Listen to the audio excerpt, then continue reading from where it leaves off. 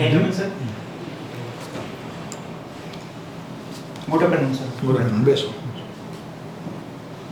આપનો આજનો interview food, આપની શૈક્ષણિક લાયકાત અને એક્સપિરિયન્સ ટૂંકમાં જણાવો. રાખી દઉં હા હા. સર, મારો કોડ ZVN છે. મેં શાંતિલાલ શાહ એન્જિનિયરિંગ કોલેજમાંથી 2020માં મિકેનિકલ એન્જિનિયરિંગમાં ગ્રેજ્યુએશન કમ્પ્લીટ કરેલ છે. ત્યારબાદ સ્પર્ધાત્મક પરીક્ષાની તૈયારી શરૂ કરેલ અને ગુજરાત સરકાર દ્વારા લેવાતી બિન સચિવાલયની પરીક્ષામાં જુનિયર ક્લાર્ક તરીકે ખેતી નિયામકશ્રીની કચેરીમાં ફરજ બજાવેલ હતી તથા હાલમાં ગુજરાત બાયોટેકનોલોજી યુનિવર્સિટીમાં હેડ ક્લાર્ક તરીકે પરચેઝ વિભાગમાં ફરજ બજાવું છું. બરાબર. હવે પરચેસ વિભાગમાં છો, ગુજરાત બાયોટેકનોલોજી યુનિવર્સિટી. બરાબર છે. પેલા ખેતી નિયામક ખેતી નિયામક જુનિયર ક્લર્ક, અત્યારે હેડ ક્લર્ક છો. અત્યારે હેડ ક્લાર્ક છું. હેડ ક્લર્ક તમે પ્રમોશનથી થયા કે સીધી? ના, સીધી ભરતી હતી. સીધી બાયોટેકનિકલ યુનિવર્સિટીની છે. હમણાં જ થોડાક સમય પહેલા જ લેવાઈ હતી. બરાબર છે. તમે જુનિયર ક્લાર્ક અને હેડ ક્લાર્ક છો તો તમને વહીવટી અનુભવ હશે, કચેરી કાર્ય પદ્ધતિ તમને આવડતી હશે. હા સર. છેલ્લી લેટેસ્ટ જે કચેરી કાર્ય પદ્ધતિ આવી છે અને અગાઉની કચેરી કાર્ય પદ્ધતિમાં મેઇન ડિફરન્સ શું છે? છેલ્લે જે આ લેટેસ્ટ જે 2022ની બિન સચિવાલય માટેની કચેરી કાર્ય પદ્ધતિ આવી, શું વિશેષતા છે?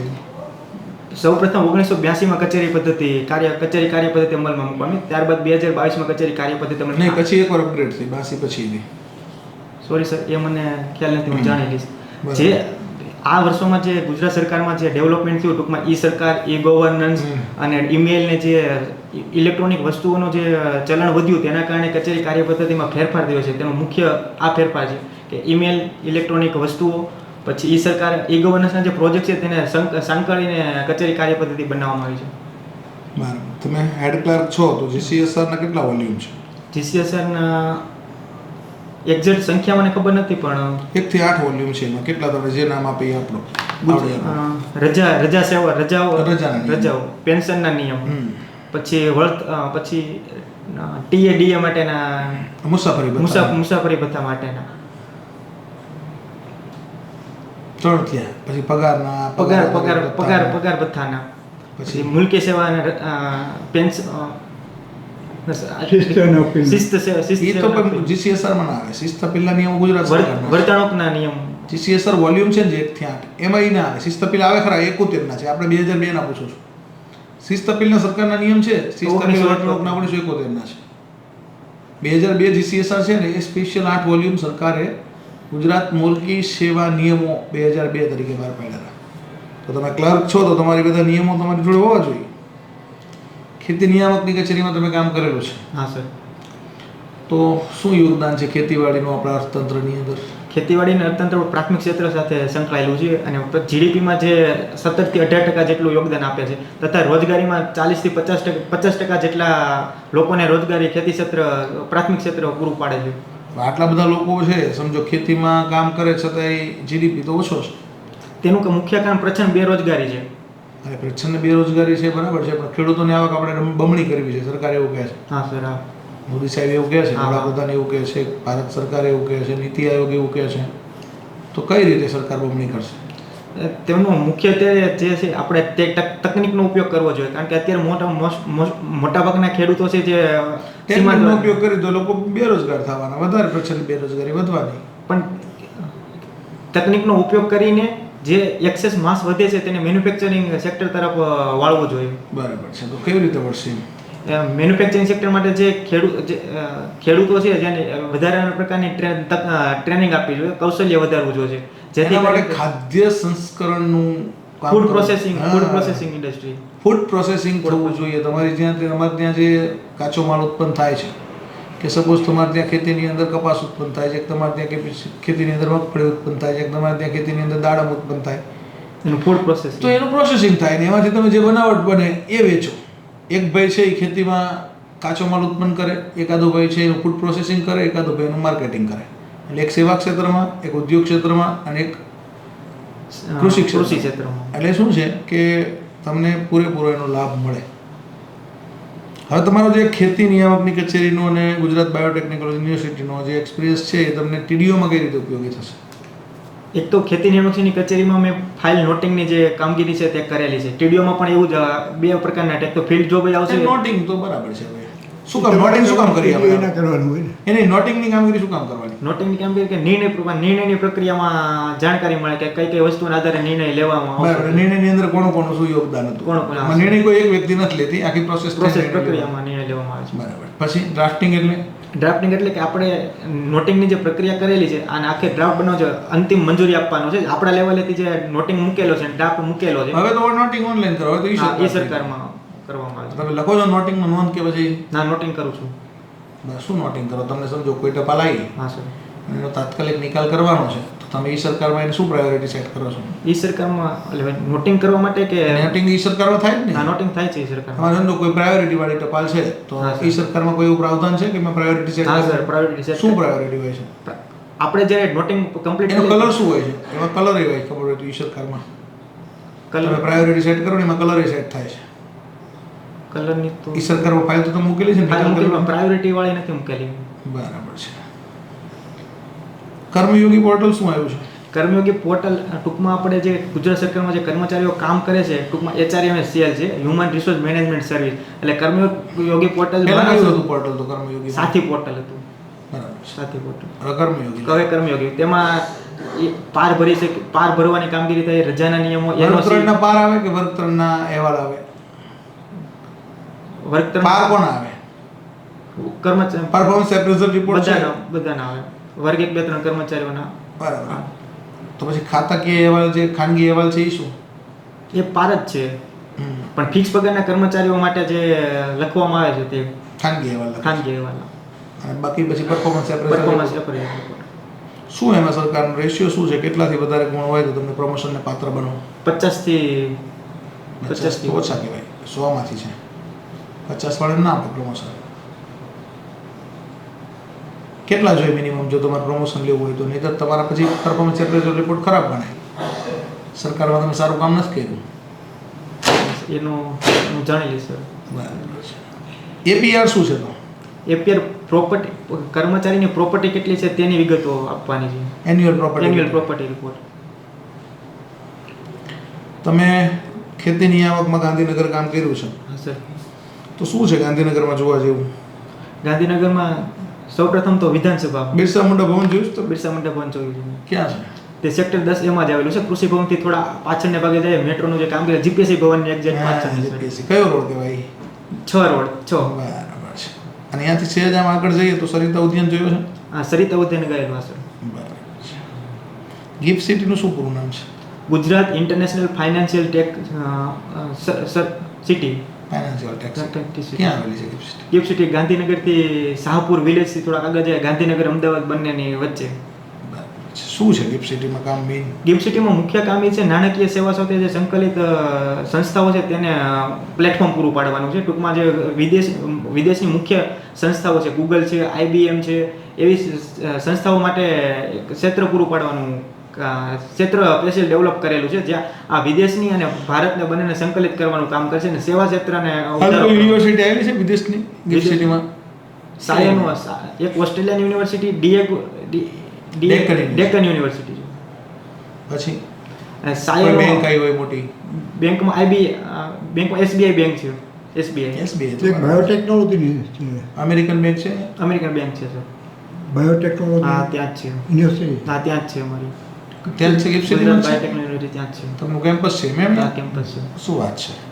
શું કામ કરો તમે બાયોટેકનોલોજીમાં? મારે પરચેઝ વિભાગ છે. મારી પરચેઝ એટલે આપણું વિભાગ પોર્ટલ જ છે ને એમાં તમારે જેમ પોર્ટલમાં જ કરો ને? અમે બે પ્રકારના ખરીદી કરીએ. જેમ પોર્ટલમાંથી ખરીદી કરીએ છીએ અને ત્યાં 35 ફેકલ્ટી છે અને એની નીચે સ્ટુડન્ટ છે, તો એની રિસર્ચનું કામ સતત ચાલતું હોય એટલે લેબ કન્ઝ્યુમરની સતત આવક. તો એમાંથી રેટ કોન્ટ્રાક્ટ કરેલો છે, આખા વર્ષના વાર્ષિક ભાવ મંગાવી લીધા છે. એમાંથી એ ભાવ પ્રમાણે ખરીદી ડાયરેક્ટ કરી શકો. અને ઇન્સ્ટ્રુમેન્ટની જરૂર હોય તો જેમ પોર્ટલ પર બીડ કરીને ખરીદી કરવામાં આવે. જે પોર્ટલમાં એક બીડ થાય, બીજું તમે સમજો બહુ મોટી રકમ હોય તો બીડ કરવી પડે, બાકી તો L1 કરી શકો. આ L1 કરી શકી. કમ્પેર ભાવ કર્યા સિવાયના 25 કારણ કે એ તો બધા રજિસ્ટર ટૂંકમાં સેલર જ છે જે લોકો 25,000 કરતા નીચેના પહેલા પ્રાવધાન હતું કે 25,000 કરતા ઓછી અમાઉન્ટનું જો તમારે ખરીદવું હોય તો કમ્પેર કર્યા પછી તમારી સિવાય કમિટી સાયન્સ ટેક વિભાગ બને સેક્રેટરીયલ પરચેસ પરચેસ કમિટી. બરાબર છે. હોબી શું છે તમારું? સર સ્પેસિફિકલી હોબી અત્યારે તો હોબી તો હોવું જોઈએ. હોબી વિના તો જીવન જીવાય જ નહીં. હું તો એવું કહું છું. કંઈક તો હોય જ હોબી. કંઈક તો ગમતું હોય ને તમને. મ્યુઝિક સાંભળવું એમ. બસ શું સાંભળો? ગુજરાતી સાંભળો? ના, હિન્દી બોલિવૂડના સોંગ સાંભળું છું. બરાબર. બોલિવૂડના સોંગ એકાદું સોંગ કયો, કયું ગમે? જિંદગી કે સફર મેં ગુજર જાતે હૈ, રાજેશ ખન્ના છે. શું વાત છે, તમે યાર આ એજમાં રાજેશ ખન્ના સાહેબને યાદ કરો, સાહેબની એજમાં રાજેશ ખન્ના એટલે યાર. તમે પૂછાવ સાહેબ.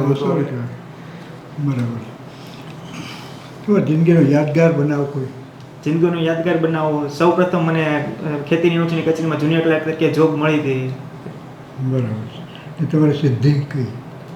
સીધી અત્યારે હેડ ક્લાર્ક તરીકે ફરજ બજાવું છું, તે અમારી સિદ્ધિ છે. કૃષિ ભવનમાં લોકો જમવા બહુ જાય છે, કેન્ટીનમાં બહુ સારું જમાડે છે. જમવાનું સારું આવે છે, પણ એક કન્ટિન્યુ તમે જમતા હોય તો પછી તમને એમ થાય કે હવે બહુ થઈ ગયું. એટલે ટૂંકમાં એ કચેરી ના, તમારા પ્રાવધાન છે કે કચેરીનું નથી, બહારથી કોન્ટ્રાક્ટ કરેલું છે અને એક સંસ્થા છે સહકારી સંસ્થા, કેમ આપણે નાહરી કેન્દ્રો ચાલે હા, છે નાહરી. એની જેવું જ એક પ્રકારની છે અને એ ભાઈ ચલાવે છે. બરાબર છે. ટૂંકમાં પણ લોકો જમવા બધી જમવાનું હું તો સારું કોઈ આવે વાર ગયો છે. નથી, જમવાનું સારું આવે છે. પણ સરકારમાં એવો રિપોર્ટ છે કે નાહરી શબ્દ કઈ ભાષાનો છે? નાહરી શબ્દ ડાંગી ભાષાનો છે. એનો મતલબ શું થાય? નાહરી એટલે કે ભોજન, એટલે ટૂંકમાં નાસ્તો જેવો મિનિંગ છે ને, એનો નાસ્તો. શિરામણ નાહરી. બરાબર. સવારનું ભોજન શિરામણ અને સાંજનું રોંઢો. રોંઢો કહેવાય. 4 વાગે રોંઢો, ખાલી તે 4 વાગે રાતનું વાળું. રાતનું વાળું. હાલે સાંજે રોંઢો, રાતે વાળું અને બપોરે હા, બપોર રાત કહેવાય. હા.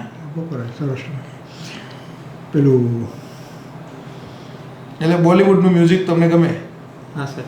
તો આરડી બર્મનના કોઈ ગીત સાંભળેલા તમે? આરડી બર્મનના અત્યારે રિકોલ નથી કરી શકતો સર. તમે રાજેશ ખન્નાના સોંગ સાંભળેલા છે તો એ સંગીતકાર તો હતા જ, હા.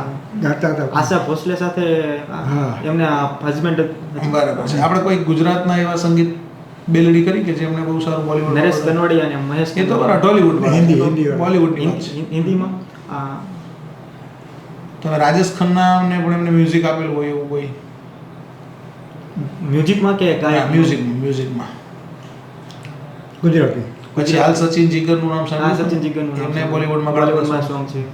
શું એમની વિશેષતા શું છે? સચિન જીગર તો અત્યારે ખ્યાલ નથી. એકાદું ગીત તમને એમને ખબર હોય તો એમને કોક સ્ટુડિયોમાં એક ગીત ગાયું હતું, બહુ ફેમસ થઈ ગયા હતા. કોક સ્ટુડિયો ઇન્ટરનેશનલ પ્લેટફોર્મ છે હા, સર. અને એની અંદર દરેક જગ્યાના ફોક આવે, દરેક સ્ટેટના. લાડલી કીર્તિદાન ગઢવી સાથે ગાયેલું હતું. એ સચિન જીગરનું પ્રેઝન્ટેશન હતું. પછી હમણાં એક આવેલું હતું, ભૂલાઈ ગયું પણ મસ્ત, એ પણ એક સારું સોંગ છે. ગોતીલો ગોતીલો ગોતીલો હા, એમનું નથી ગોતીલો એ તો ગોતીલો. એનું નથી, પણ એ આ સચિન જીગરનું કહો છો તમે. આ ભાઈ ઉમાશંકર જોશી. સચિન જીગરના તો બહુ બધા ફોક જે આપણા હા, સોંગ છે ને એ બધા લોકો સુધી પહોંચાડવાનું કામ સચિન જીગરે કર્યું છે. એટલે આપણા જેટલા પણ ગુજરાતી મેઇન ફોક છે સોંગ. તમારા આદર્શ કોણ? મારા રોલ મોડેલ? મારા પપ્પા છે. પપ્પા તો બધા હોય સમજો. હા, પણ પર્સનાલિટીમાં એ સિવાય આપણા કોઈ પ્રેરણા પ્રોત્સાહન મળતું હોય? મહાત્મા ગાંધીજી. લે વાત કરો શું તમે. મહાત્મા ગાંધીજીમાંથી તમને શું પ્રેરણા એવી મળી તો તમે બાપુને આદર્શ બનાવી દીધા? મહાત્મા ગાંધીજીની વસ્તુ કે ઈમાનદારી હતી ને સત્યનિષ્ઠતા. એ જે કહેતા હતા, માલિકના જીવનમાં જે કંઈક કર્યું હતું એને સત્યના પ્રયોગમાં ઉતારેલું, એમાં એને શરમ નથી. શું એમની આત્મકથાનું નામ શું? સત્યના પ્રયોગો. બરાબર છે. અને એક બીજું અગત્યનું પુસ્તક એમણે લખ્યું હતું જે વાંચવા જેવું છે, કયું હતું? દક્ષિણ આફ્રિકાના સત્યાગ્રહનો ઇતિહાસ. આ નાનું જ પુસ્તક છે. હિન્દ સ્વરાજ. હિન્દ સ્વરાજ. હા. વાંચ્યું છે હિન્દ સ્વરાજ? ના, મેં નથી વાંચેલું છે. તમારા જીવનનો કોઈ પ્રસંગ યાદ છે તમે ગાંધીજીના? ગાંધીજીના જીવનનો પ્રસંગ આમ બધાને ખબર હોય એક બે પ્રસંગ તો. જે સાબરમતી આશ્રમની સ્થાપના કરી ત્યારે અનુસૂચિત જાતિઓ માટે ખૂબ જ અસ્પૃશ્યતાની બાબત હતી. ત્યારે લોકો એને અંદર આવવા પણ નહોતા દેતા અને આશ્રમના લોકો દ્વારા જ વિરોધ કરવામાં આવ્યો હતો કે આપણે અસ્પૃશ્ય લોકો છે ને આશ્રમમાં પ્રવેશ ન આપવો. ત્યારે આશ્રમની વિરોધી જઈને ગાંધીજીએ દાનીબહેનને પ્રવેશ આપેલો હતો. એનું નામ જ હરિજન આશ્રમ હતું. સાબરમતી આશ્રમનું બીજું નામ છે હરિજન આશ્રમ. હરિજન આશ્રમમાં એટલે તમામ લોકોને ત્યાં પ્રવેશ પ્રવેશ થતો છે. આપવામાં અને બીજું કે એને ગાંધી આશ્રમ એ કહેતા. સાબરમતી આશ્રમ, ગાંધી આશ્રમ, હરિજન આશ્રમ એ બધું એક જ. આપણો 1917માં બાપુએ સાબરમતીને કિનારે શરૂ મેઇન રોડ ઉપર ગાંધીજીનો એક બીજો આશ્રમ છે, કોચરાબ આશ્રમ. એટલે જ એને આશ્રમ રોડ કહે છે. કોચરબ આશ્રમ સાબરમતી આશ્રમને જોડે છે.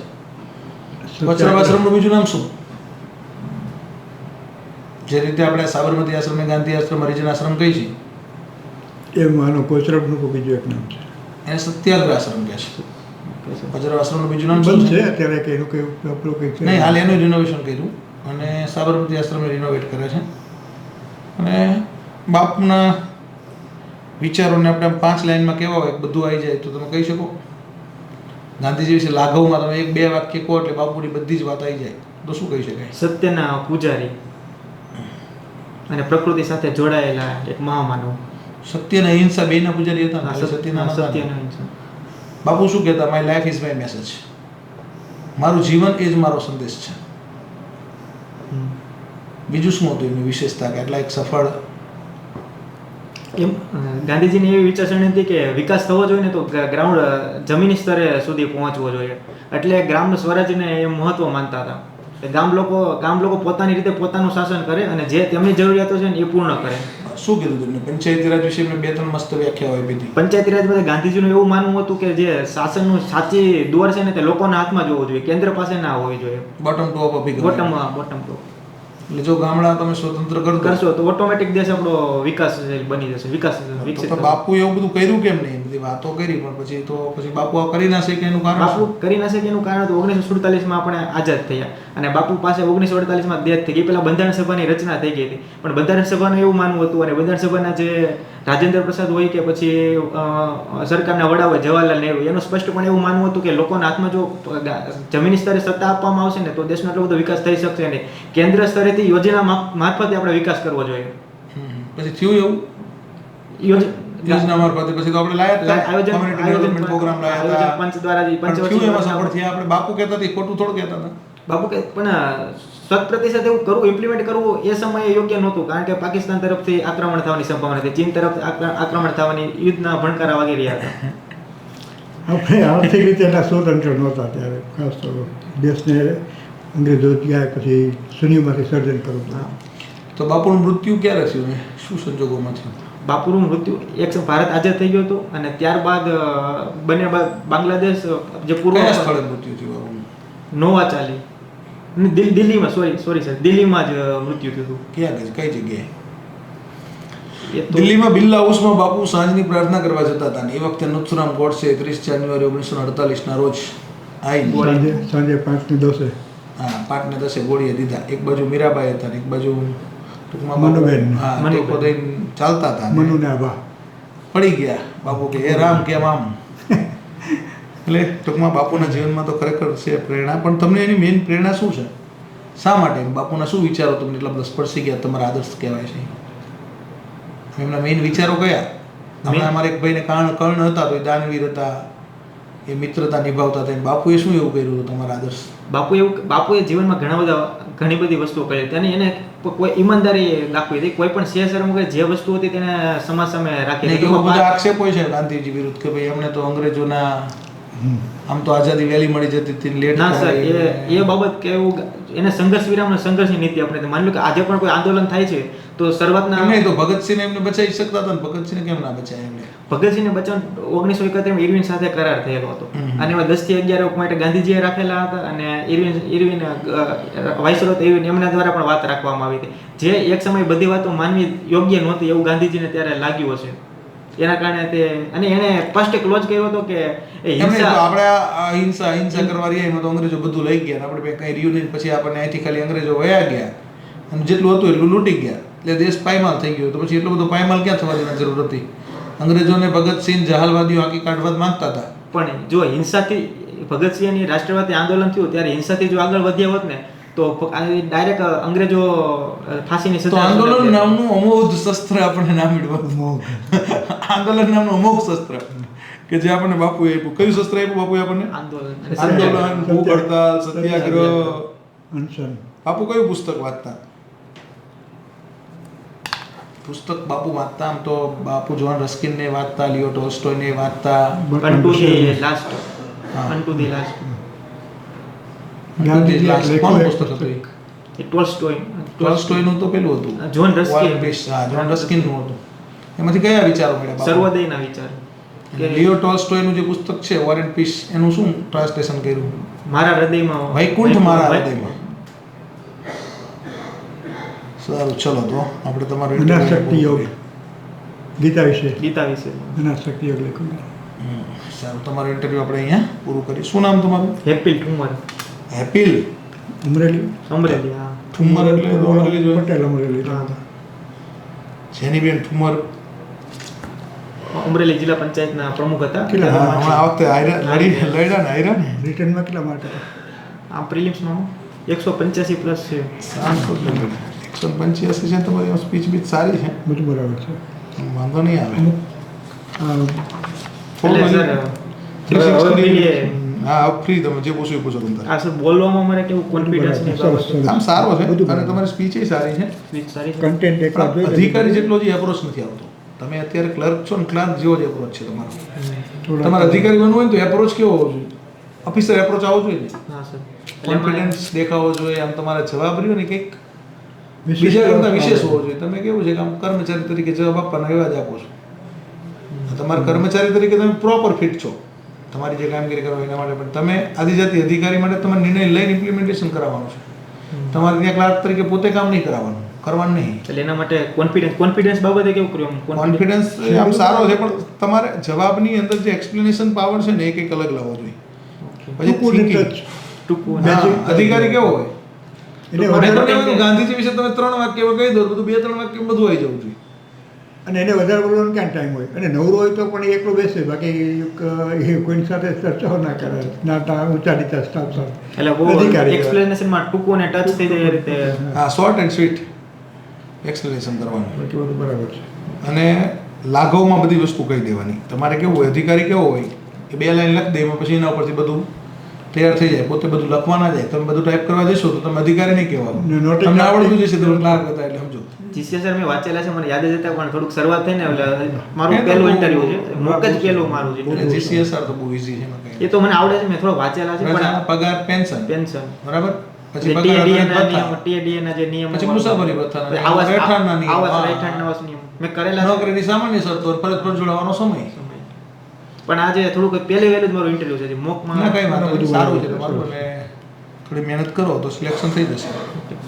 બીજું કે હોબી બાબતે મને બહુ કન્ફ્યુઝન હોબી તો રાખવો જ પડે ભાઈ. હોબી હોય કેવાનું? તો સારું, કેમ કે સાવ નથી એનો મતલબ એમ કે બરાબર છે, મ્યુઝિક કહી દેવાનું. મને મ્યુઝિક સાંભળવું ગમે, સમય મ્યુઝિક મળે એવું ત્યારે. થશે, પછી તમે કીધું વાઇડ થઈ જશે કે બહુ હા, એ તો પણ તો મ્યુઝિક પર્ટિક્યુલર કહી દેવાનું ભાઈ, આ મ્યુઝિક મળે છે. મને ગુજરાતી મ્યુઝિક સાંભળવું ગમે, ગુજરાતી ફોક. ગુજરાતી તો ગુજરાતી ફોક સિવાય ના પૂછે, ગુજરાતી ફોક જ તમારે કરીને જવાનું ને. બરાબર. તો મ્યુઝિક બાબતે હા, એક મેં કારણ કે વિચાર્યું નહીંતર તમને લક્ષ્મીકાંત પ્યારેલાલ અને સચિન જીગર ને આર ડી બર્મન, તમે રાજેશ ખન્નાનું કહો તો એ તો બધા રાજેશ ખન્નાને તેમણે જ સાંભળ્યો, તમે ક્યાં સાંભળ્યો હોય? એટલે ગુજરાતી તમને એની- મ્યુઝિક બેસ્ટ રહેશે. હા, એટલે મ્યુઝિક સાંભળું છું જ્યારે આપણા એટલે કલ્યાણજી આનંદજી ગુજરાતીના છે. હા. મેલોડી મેં તો ભૂલ ચડી બાબુલ કાદેશ, સરસ્વતી ચંદ્રનું મ્યુઝિક આપ્યું, જાણીતા વધારે એમાંથી છે. બનાવનારે ગુજરાતી, લખનારે ગુજરાતી, સંગીતકારે ગુજરાતી. આઈના માંડવી બધા બધા ગુજરાતી. કચ્છના. પછી એને ઓલે ઉદિત નારાયણ સાથે એને જ બ્રેક આપેલો. ઉદિત નારાયણ સાથે બીજા અલકા યાજ્ઞિક, એ આપણા ગુજરાતના જ છે ને. હલકા ગુજરાતીમાં ખબર નહીં. આ ઈ ગુજરાતના જ છે. જોઈ લેશો, નેટમાં જોઈ લેશો. આ માર્ક સારા છે. માંડવીના જ છે. માર્ક સારા છે, એટલે તમારા માટે ઘણું બધું સારું છે. તમે જરા શું કહે એટલે આ કન્ટેન્ટ તમારા કેમ્પસ બાયોટેકનોલોજીનો એક ગિફ્ટ સિટી છે. યુનિવર્સિટીમાં જ છે. સારું કહેવાય. બહુ યુનિવર્સિટી બહુ સારી છે અને એનું વિઝન પણ સારું છે.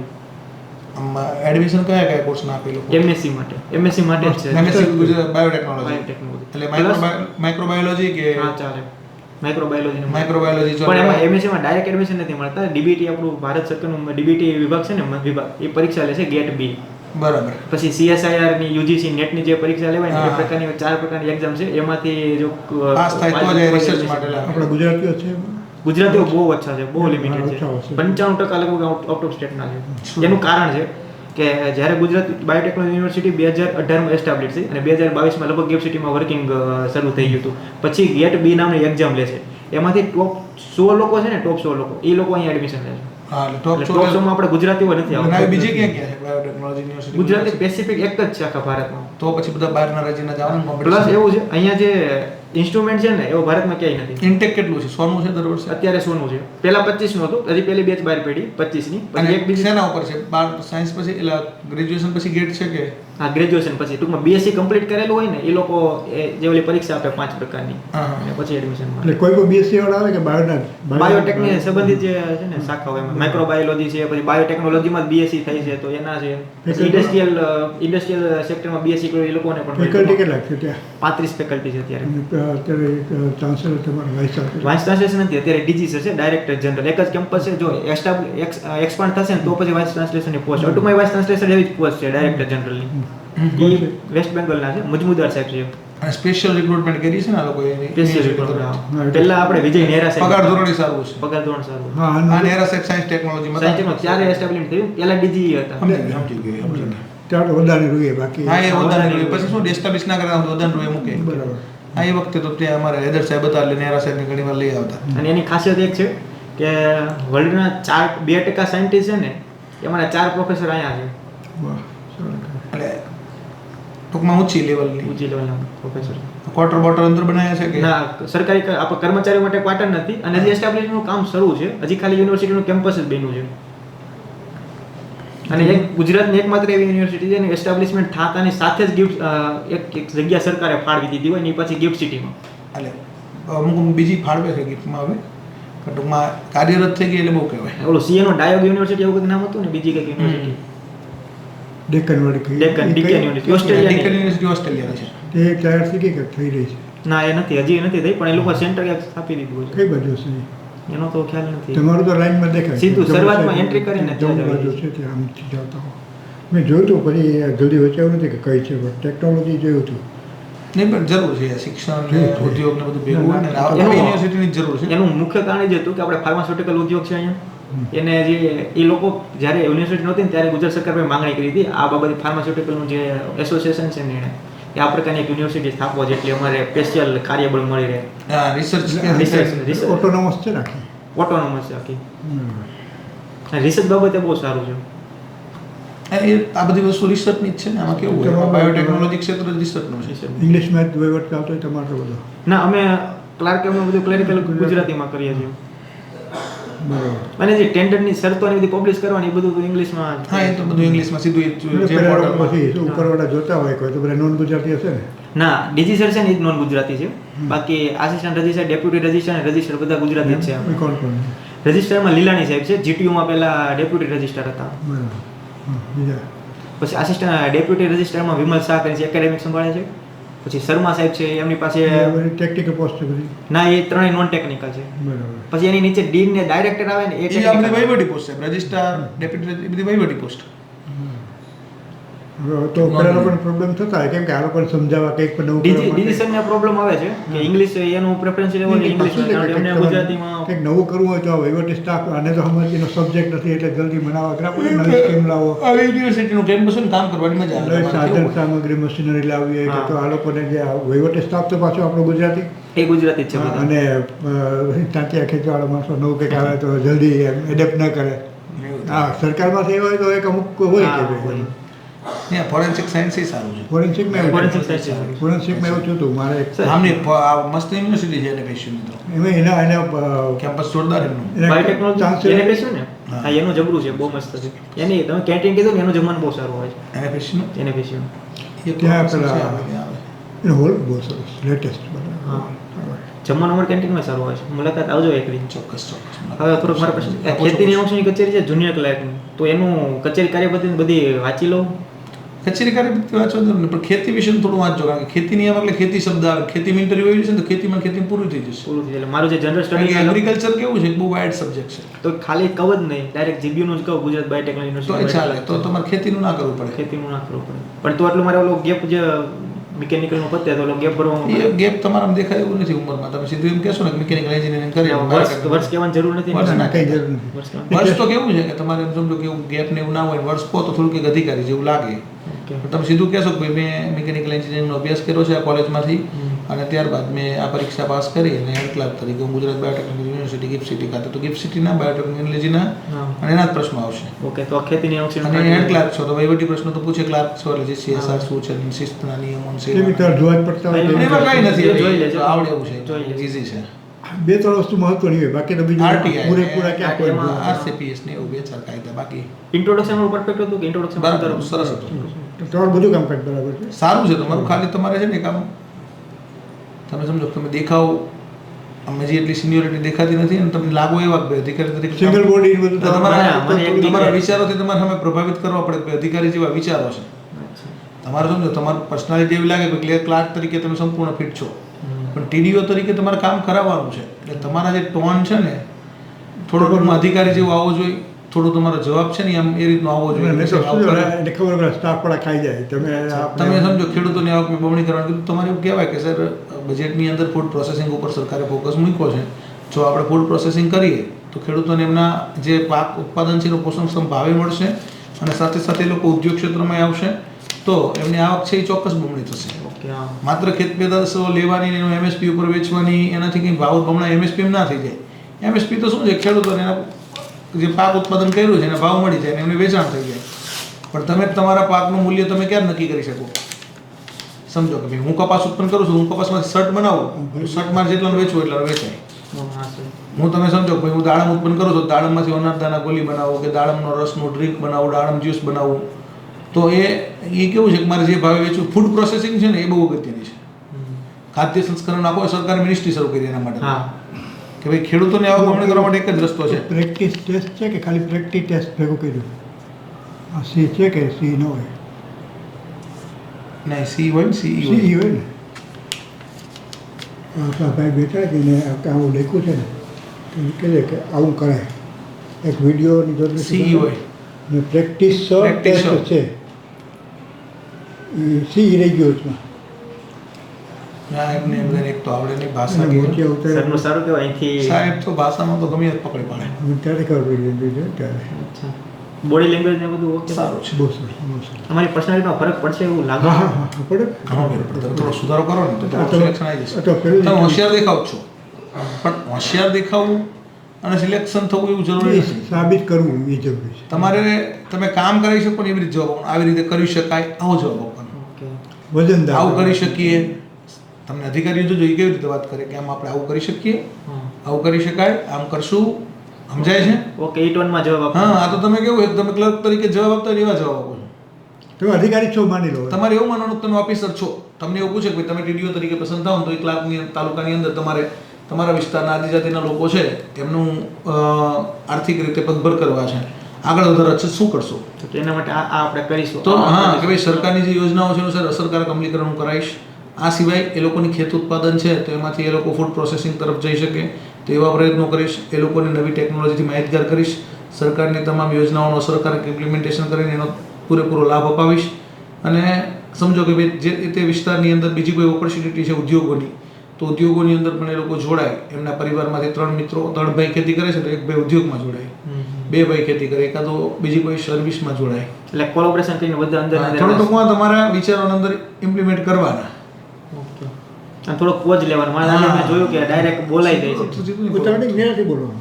થોડો પોઝ લેવાનો ને. આમ કેવું છે કે જે વિચારને જે ક્રમમાં રજૂ કરો ને એ ક્રમમાં રજૂ કરવાનો. કે ભાઈ આ સૌથી અગત્યનું પહેલું ફૂડ પ્રોસેસિંગ, તો ફૂડ પ્રોસેસિંગ કહેવાનું.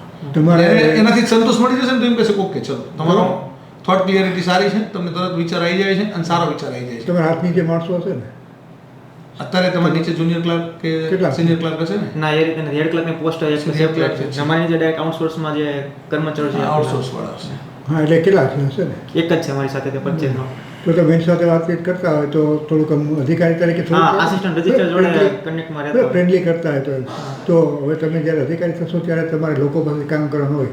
તમે જો ને ઉંમર નાની દેખાય ને એટલે લોકો ચિંતાવી ન જાય કેમ કે હા. આપણા વડીલો હોય ફાધર જેવડા માણસો બેઠા હા. તમે કંઈક અવાજમાં રણકો દેખાવો જોઈએ કે જેથી તમે કે ફાઇનલ તમે અધિકારી છો એ તમારે કેવું ના પડે. જ્યાં જેનું ભારી જાવ તો બધાને થવું જોઈએ કે ના સાહેબ આવ્યા. હા. એટલે એ વસ્તુ તમારે કરવાનું બરાબર ને? અને એ તો હું થોડુંક બ્લેઝર Knowledge સારું છે. આપણે બ્લેઝર પહેર્યું એટલે થોડુંક બોડી થોડીક લાગશે. થોડુંક રાયો પહેરીને જજો. થોડું કેવું છે કે આમ બાકી બધું બરાબર. બાકી તમારું આમ સ્પીચ સારી છે, તમારું કેટલું knowledge વજન સારું કેટલું છે. તમારું? હે? કેટલું વજન છે? મારું વજન ઓછું હશે કેટલું? 45 kg જેટલું છે. એવો ચિંતા કરવાનું કારણ નથી. હું એટલા માટે કહું કે મેં જ્યારે નોકરી જોઈન કરી મારું વજન 46 કિલો હતું, અત્યારે 70 છે, એટલે એ તો વધી જાય. આ તો ગાંધીનગર આવી ગયા છો હવે તો હજુ ટેન્શનમાં આવશો ઘણું બધું નોકરી ન હોય ને આ તે. હા. હવે તો તમે ખાઓ આરામથી ખાઓ પીને ના ના મારે એવું છે થઈ ગયું. ખાવા હું ખાઉં છું ઘણું બધું. મારા દોસ્તો જેટલા છે બધા ખાતો હોઉં છું. પણ મારે મમ્મી એના મમ્મી બધામાં સેમ. મારા કઝિન છે એ બધા Symptoms same જ છે. એ ના જોઈએ. એટલે મને એટલો કાંઈ ફરક નથી પડતો. ઈ બોડી ના વધે તો કંઈ. ના, એટલે વધે ને ઘટે ને ઘટે. મૂળ વસ્તુ છે કે કંઈક કોઈ નાની મોટી ચિંતા હોય ને તો આવને પાછો સ્વભાવ થોડો ચિંતા જેવો હોય. સામેવાળાની વધારે ચિંતા વાંધો હોય ને સાહેબ આમાં કેવું હોય સેવ રાખી શકે સર કે ક્લીન સેવ ફરજિયાત રાખવી જ પડે? હોય તો તમે જેમ ફાવે. જો તમે દાઢી રાખો તો વાંધો નહીં કંઈ. મને તો કારણ કે હું રાખું છું તો રાખો ને. ઇન્ટરવ્યુના કારણે હવે તો મેં અત્યારે ના clear ના રાખવાનું કંઈ વાંધો નહીં એની સાથે કોઈ નથી. મોટું નાનું છે એટલે થોડી ગાડી હોય તો વાંધો થોડું નહીં. બરાબર અને રાખે. એક પ્લાન છે ચશ્માની ફ્રેમ થોડીક નાની કરાવી નાખવાનું એટલે થોડુંક એમાં હા આ થોડી એવી લાગે છે થોડું વ્યવસ્થિત લાગે હા, બરાબર બદલી નાખો તે જ નાની હોય ને. બોલી નાખીશ આ જે મેં પહેર્યા ને એ રીતના હોય ને? હા બસ એ રીતના ટૂંકમાં પતલી ફ્રેમને આપણે આવે ને આ થોડા રાઉન્ડ છે ને થોડા મોટા લાગે મોટા લાગે છે અને તમારી ઉંમર નાની ચશ્મા મોટા હોય ને એવું લાગે એટલે ઓલું થોડું આમ ઉંમરને અનુરૂપ ચશ્મા લાગે અને એ થોડા ઓફિસર જેવા લાગે આ તો ક્લર્ક જેવા કલર લાગે જેવા. થોડુંક કેવું છે આમાં બધું એટીટ્યુડ ચેક થાય પાછું હા બરાબર એટલે પ્રકૃતિ આખી છે ને એ જોવાય છે એમાં. પછી એક પ્રશ્ન હતો મને ગુજરાતી વહીવટી સેવા વળી એક બે અને મુલકી સેવાનો તફાવત કર્યો પણ ગુજરાત સામાન્ય સેવા આદિજાતિ વિકાસ અધિકારીની પોસ્ટિંગ ગુજરાત સામાન્ય સેવા અંતર્ગત છે એનું શું છે સર છે ને એ સરકારે એવી સેવા બહાર પાડેલી છે સમજો ગુજરાત સ્ટેટ સર્વિસ ગુજરાત રાજ્ય સેવા ગુજરાત સામાન્ય સેવા ગુજરાત શિક્ષણ સેવા ગુજરાત આરોગ્ય સેવા તો અહીં કંઈ લાગુ નથી પડતું સમજ્યા કે ભાઈ આદિજાતિ સેવાની પોસ્ટ નથી એમની પાસે એટલે ગુજરાત સામાન્ય સેવા અચ્છા સમજો ગુજરાત આદિજાતિ સેવાની એવી પોસ્ટ હોત ગુજરાત ટ્રાઇબલ સર્વિસ ક્યાંય ન હોય બધી આમાં ક્યાંય ન હોય એ ગુજરાત બધી સામાન્ય સેવા બીજું કંઈ એનો તમારી special પાસે એવું ના કોઈ- ગુજરાત જનરલ સર્વિસ ગુજરાત સામાન્ય સેવા ઓકે સર પછી ગુજરાત સ્ટેટ સર્વિસ આવે છે જે કે બીજી સ્પેશિયલાઇઝ છે એજ્યુકેશનમાં હોય હા એમાં એજ્યુકેશનમાં શિક્ષણ સેવા આવે. એન્જિનિયરિંગ હોય તો એન્જિનિયરિંગ Engineering સર્વિસ સેવા. આવે એડમિનિસ્ટ્રેટિવ હોય તો એડમિનિસ્ટ્રેટિવ આવે મુલકી હોય તો સિવિલ સર્વિસ આવે એટલે ટૂંકમાં સામાન્ય હા સામાન્ય સર્વિસમાં લીધી છે અને એમાં એમનું કામ એવું જ છે ને ટીડીઓનું કામ હા સામાન્ય સામાન્ય સર્વિસમાં લગતું છે સામાન્ય બધાને લાગુ પડે જનરલ General. બધાને બધા એમાં આવી જાય એટલે ટૂંકમાં સમજાયું ઇજનેરી છે તો ઇજનેરી સ્પેશિયલ હા એના માટે જ. એજ્યુકેશન છે એજ્યુકેશનને લગતી જ હોય એ રીતે અને આ તમારી સામાન્ય સેવા સીડીપીયુ આવી તો સીડીપીયુ ગુજરાત સ્ટેટ સર્વિસ હતું ગુજરાત રાજ્ય સેવા બીજું કંઈ નહીં ઓકે સર એટલે એ કેવું છે કે એની પેલી ટેગ લાઈન આપેલી હોય બધી પોસ્ટમાં એનાથી આપણને કંઈ ફેર ના પડે આ તો જો પ્રશ્ન પૂછ્યો તો હા પૂછી લે કે ભાઈ ટીડીઓ છે એ તમારે કઈ સર્વિસમાં આવશે ટ્રાઇબલ સર્વિસમાં આવશે ઓકે સર ભલે ભલે okay thank you sir all the best હા થેન્ક યુ સર હેપીભાઈ ક્યારેક આવશું તો પૂછશું ત્યાં કે હેપી પાક્કો યાર. ઉંમર ક્યાં બેસે છે પાકો કોઈ પણ અંદર આવી શકે ને કે એનો હા અંદર આવો જવા બધાને આવો ક્યારેક અમે આવતા હોઈએ આધાર સુલભ જોતા ને ત્યારે ના ના પાકો આવજો મુલાકાત ને ઘણું એ જાણવા મળશે નહીં નહીં ઇન્ફ્રાસ્ટ્રક્ચર તો ગિફ્ટ સિટીને કોઈ ના પાછે દાદુ છે ખરેખર સારું થેન્ક યુ સર હા. ભલે ભલે